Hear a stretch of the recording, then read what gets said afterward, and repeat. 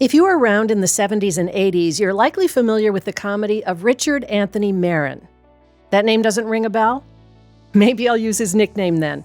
Cheech Marin, one half of the comedy duo Cheech and Chong. Cheech is a comedian, actor, musician, and an avid art collector. He grew up in South Los Angeles and graduated from California State University Northridge as an English major. Not long after that, he auditioned to sing for Frank Zappa's band, The Mothers of Invention, but he didn't get the gig. The very next day, he moved to Vancouver to avoid being drafted during the Vietnam War, and it was there, in Canada, that he met Tommy Chong, who would become his comedy partner. Cheech and Chong enjoyed huge success producing comedy albums and feature films. In 1985, the duo dissolved, but Cheech went on to star in many films and television shows, as well as doing voiceover work. Yes, he was the hyena in the Lion King film, and he's also released 2 best-selling children's albums.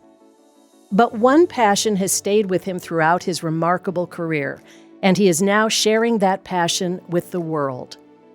Welcome to Art Bytes, a podcast from the Nelson-Atkins Museum of Art, where we take you beyond just the art on the walls and into the stories of the artists and the ideas behind them. I'm your host, Kathleen Layton. Cheech Marin, thank you so much for joining us. My pleasure. Let's talk about your name first. How did Richard Anthony morph into Cheech? Well, when I came home from the hospital, I was brought home from the hospital and laid in the crib, and my uncle, Bono, looked into the crib, and in Spanish, he said, "Ay, parece un chicharrón." It looked like just a little chicharrón, and a chicharrones are deep-fried pig skins. You know, they're curled up like a little baby would be. Like it looks like a little chicharrón. So that became my name in the family. Because everybody in my family had at least 2-3 nicknames, and that was my name in the family. Chicharron got shortened to Cheech, but that was always the name in the family. And so then all through school and everything, people were calling you Cheech? No, just in the family. My real name is Richard. Well, my first name. Anyways, but everybody outside knew me as Richard, but in the family, that's how you could tell they were the family. They used Cheech. And so when we were putting together the comedy team, me and Tommy, we tried out different various names because we came from a group, the City Works. It was an improv group. And when it dissolved, we were together, and he said, well, let's Marin and Chong, that doesn't sound so great. Richard and Tommy, no. That just doesn't have a ring to it. He says, do you have a nickname or something? And I said, well, Cheech. And Tommy said, Cheech. Cheech and Chong, Cheech and Chong. And because he's a musician like me, it scanned, like that sounded better. So it was always Cheech and Chong, not Chong and Cheech, never was that. But because Cheech and Chong sound better. That's amazing. And all these years later. Well, you have been a dedicated art collector for decades. Do you recall the first time you realized that art was something that you gravitated toward? I was very small. I was like maybe seven or 8, and raised Catholic, and the church that I went to, St. Stephen's in South LA, it was all a mystery to me. As a young kid, you go to mass and there's this ritual going on, and there's incense and candles, and you look up at the ceiling, and there was these guys in sheets walking around in the clouds, and over in the corner is some guy getting barbecued, So right away I was intrigued, It's theater, isn't it? Theater. So how do they combine these elements? And so, that's art. Oh, okay, art, cool. And then in school, we were all, as a group, taken to the LA County Museum. Those museum kids where you see them walking around with all the same color T-shirt holding. That was me. and so when I got into a big museum, I go, well, how long has this been going on? This is really cool, and there's armor, and there's paintings, and there's horses, and I can spend a lot of time here. So that's what I did. I went to the museum all the time. So do your parents, though, that they didn't go to museums much? Not much that I could tell. My father was a LAPD, or Los Angeles Police Department, and my mother was a housewife, and they were interested in music more than anything else. They grew up with music, so the visual arts. But when I was very young, I think I was maybe 10. I had a group of 4 cousins, and we were all bright kids, went to Catholic school, liberal arts educated, and the head cousin Louis, he decided he was going to assign us all topics to learn about and bring back to the group, kind of like AP classes. Right. And I got assigned art. And so I go, okay, well, how do we do this? I don't know anything about art except for the guy being barbecued. That was art to me. But just by chance, you got the topic yeah, art. it's just like I could have had Middle Ages, but I was sitting in the art seat, I guess, when it came around. But it was a bright group of kids, of four of us, and Regine, the next cousin, became the first recipient of a doctorate in Chicano studies at Harvard University. Lolly, the only girl in the group, became the head of her order as a nun for 30 years.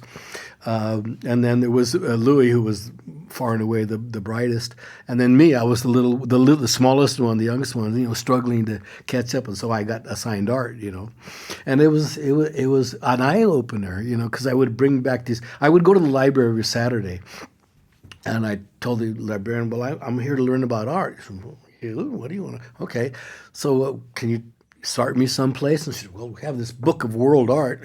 Brought it out. It was a big book, and they wouldn't let me touch it, because I was a little kid. I was going to rip their pages out, I guess. And then I learned the names. Okay, that's Renoir. Okay, that's and so visually I got to know Western art in the next couple of years, and so that was my education. So and then what they instilled in me at that point was go to museums, actually see paintings in person, because you have to see paintings in Not person. on the book, on the pages of a book. Not on the installation. And that led to a wonderful path down my life that I've been on to this day. Well, you had a huge career with Tommy, but were you collecting all during that time? I was collecting something. I was always a collector of something. When I was a kid, marbles or matchbook covers or I don't know, anything baseball cards, all this kind. I wanted to get the whole set, and you learn strategies for how to get the whole set, and you learn from other collectors. And so I always collected something. So when I got some money to be able to buy art, I started collecting Art Nouveau and Art Deco. And it was just breaking. The resurgence for it was just breaking in the United States. And the opportunity I had was because I traveled. We're in every state of the union all the time. We were always on the road, and so I would pull into a town and whip out the yellow pages, go through them, look down. Okay, I call them up. Do you have this? And I said, I'll be right over. And then I would go, and sometimes I would buy a piece, if it was, and not a lot of people get an opportunity to do that on a daily basis. Sometimes I'd buy a big Gallet lamp and I'd carry it with me for the next 3 stops. On the plane it was never. But that's how I put together that big collection. And then when that all of a sudden the field exploded and it got really expensive, so I got to find something else. That's when I discovered the Chicano painters. And do you remember the very first piece you bought? Yes, I do. It was 3 pieces actually at the same time. It was a piece by George Yepes, Carlos Almaraz, and Frank Romero from a gallery in L.A., Robert Berman Gallery, and he was one of the only ones that was showing them at that time. And I really, I related to it right away, right? Oh, I see what it's built on, because all these artists were either university and or art school trained. They weren't not like, hobbyist artists or, backyard artists. They knew art history, and then they melded that with their Mexican background, and then you start to see this Chicano imagery starting to form right at that point. So you were not starting with Chicano art, No. but you were introduced to it later. Now, lots of cultural influences here, Yeah. and that didn't really enter into your comedy that much. But after your comedy career, you became entranced by this Chicano art. Yeah, well, because they were undiscovered, relatively undiscovered. They had shows before, but no giant national momentum, going. So.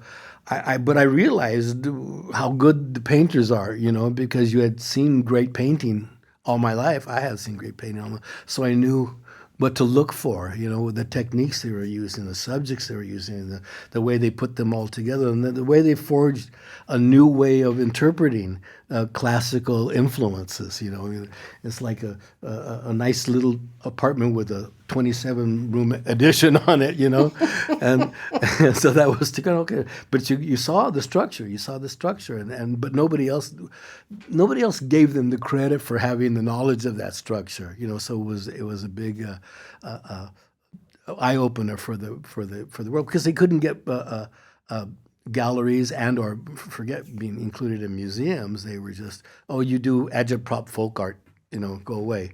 And so, but I knew it wasn't. You know, I knew it wasn't. So I just started there. My collector gene chipped. Chuck there started. That's another word for it. Started, and I started collecting in volume then. Did you have an advisor or anybody helping you? My accountant. Telling you how much you could spend. That's enough for this month, you know. Like, okay, with this Chicano thing. Are you going to be doing this for a long time? Because I got a plan for this. Yeah, pretty much, I guess. No, I had my advisors was my time in the library. You know, learning about the art. I could put it together myself once I knew what the pieces were. You know, and that was so. And then I would visit museums wherever I went. I came to the Nelson-Atkins, you know, during that period. And, oh, they got a big one here. This is cool. You know, it's going to take more than a day. Buildings, what's a shuttlecock? Okay, that's art too. Yeah, cool. How many pieces did you have when you started saying, "Wow, this is I can't keep them under the bed anymore"? Oh yeah, last week. No, it was, you know, I started amassing this collection, and the people that I met in the museum world, in the art world, they said, well, you got to show this. This does good under the bed or in the closet or in storage. Did you have it all over your house, like on every wall, every available space? No, not really. You know, but I had big pieces that I could show in a couple of the houses. Mm-hmm. You know, most living rooms don't have enough room for a 24 by 12 foot painting. You know, what couch is that going to go over?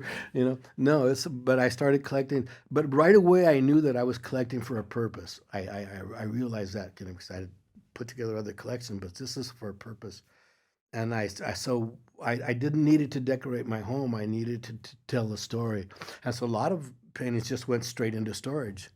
You know, I knew what they were, mm-hmm. you know, And what was the story you were trying to tell? The story of the Chicano culture and how it came about and interpreted through these paintings, through these artists. It wasn't a literary narrative. It was told in pictures, because Mexican art came out of that. You know, they were preaching to a largely illiterate populace. You know, and so pictures. All the muralists, the great Mexican muralists, Siqueiros, Orozco, Romero. That was a way to communicate, especially political ideas, to the populace. And so the early Chicano painters took their cue from those and then went off into their own areas, you know. But it was interesting way to learn history and art at the same time, you know, because art is wondrous, you know. History is factual at some points. So you had all of this art, you were trying to tell a story, and people said you need to let everybody else see this story.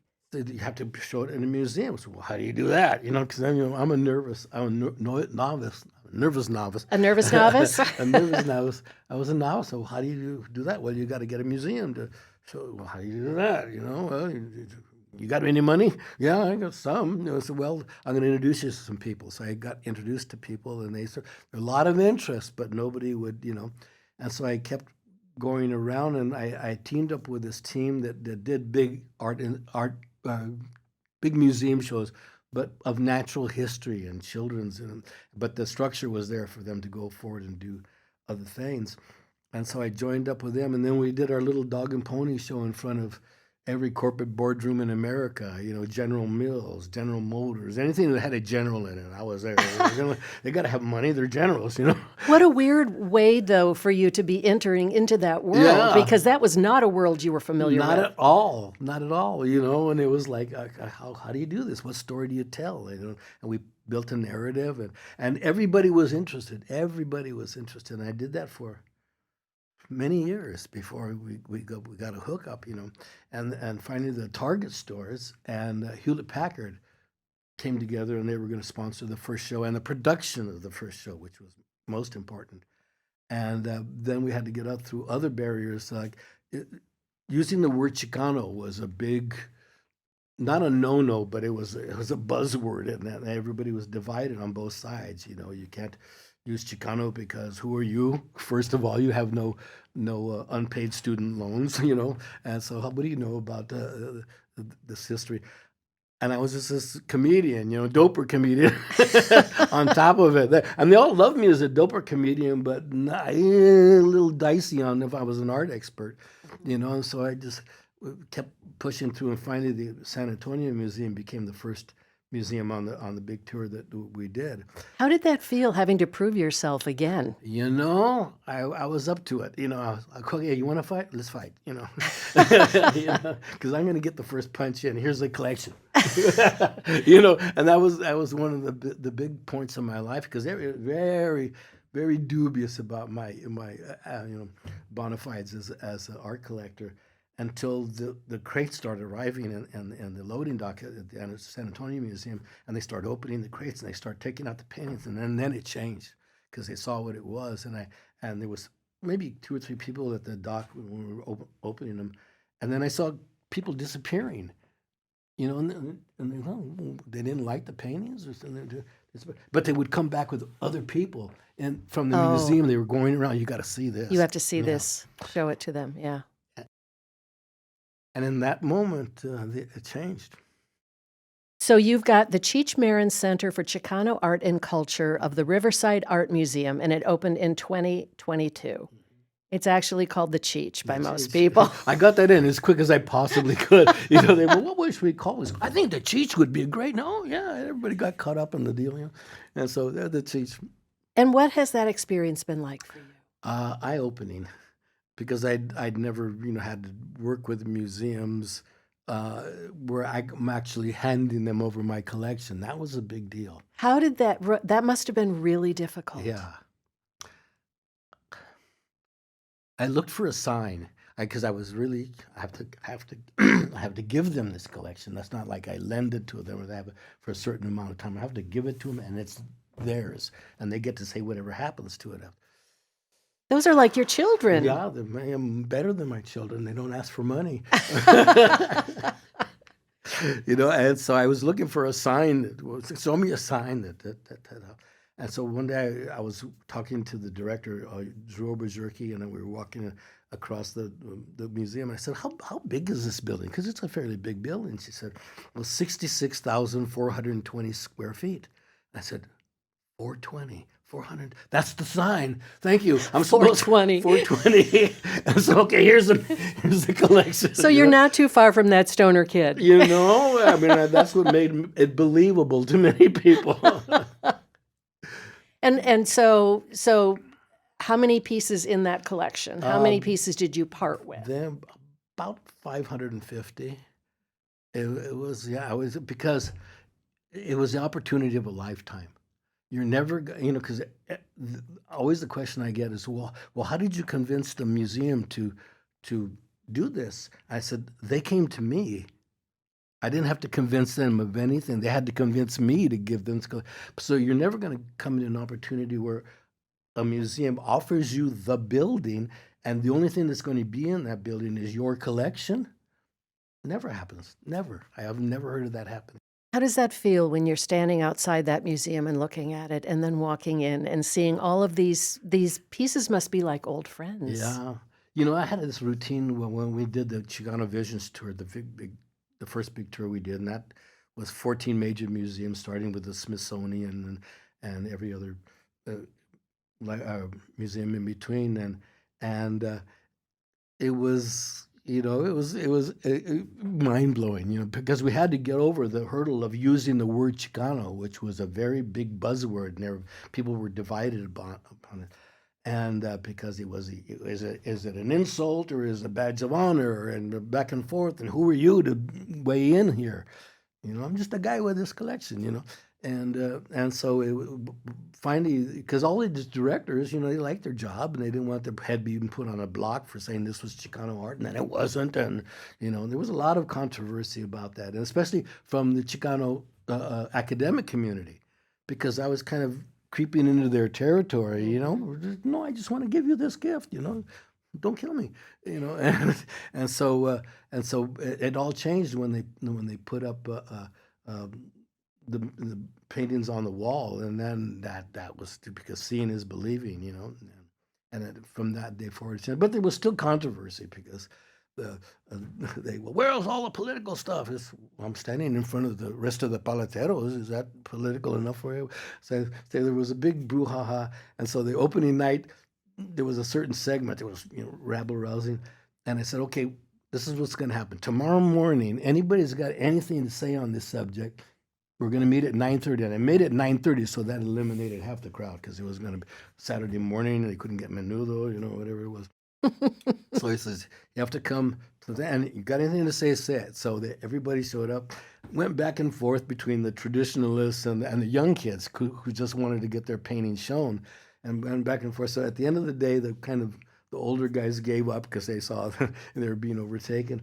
And there's this one older lady who looked like she had seen everything Chicano and participated in it. And one of the artists that was on the dais is John Valadez, and there was no more OG Chicano painter than John Valadez. And so she asked him, I have a question for John Valadez. Considering everything that you saw here today and heard, do you still consider yourself a Chicano painter? And John looked up at the ceiling, considered it for a moment, and says, only if it bothers you. That's my hero. That's the Chicano spirit. That's my hero, man. And then it was game over, and then we went on with the rest of the tour and played the Smithsonian next, and great accolades, sold out shows, broke attendance records wherever we went. And what it demonstrated was how many Latinos were in these various communities heretofore unknown by those communities. When we played the Walker in is it the Walker in Minneapolis? Yeah, we played Walker in Minneapolis. They had where did these people come from? At every place we went, kind of in that area, it was like, and there's a lot of them, and they got a lot of kids, and they should go to the museums like I did when I was a kid, and then they'll be raised in that, Is that a surprise to you, where you've landed now from where your career started? Oh, are you kidding? Of course, yeah. It's like, but I always experienced that the Chicanos were given no credit for not intelligence but education. How would you know about all these subjects? You're just this little Chicano.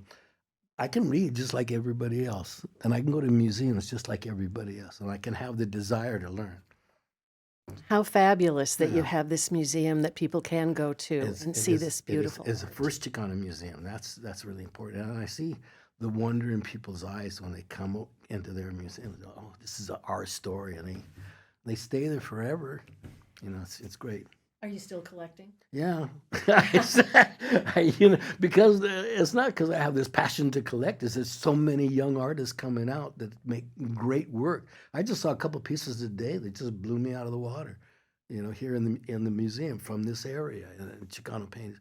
And wow, and they're gonna keep going now that they know that there's a possibility that they could end up in a museum, their work. And they can actually make a living as a painter. Making your living as an actor is a hard deal to do. I mean, it's really hard. Making your living as a painter is 10 times harder than that, But so you want to give them some kind of encouragement to continue on that path, What advice would you give someone who is interested in collecting but thinks, I don't have $1 million, I don't know that I could become a collector? Well, you don't have to have $1 million. You can have $100 and be a collector. What you develop, and what I developed as a young kid, is seeing 10,000 images. And that's the standard for anything you want to be an expert in. You want 10,000 free throws, 10,000 miles that you have to run, but you have to build up this bank of experiences in that field so that you can recognize something when you see it, something new that relates back to that, And so that's excuse me, Saturday mornings, Yeah. Oh, that's Cezanne. Is that how you pronounce it? Oh, that's good. Now, who's this Picasso guy? Yeah, that's big.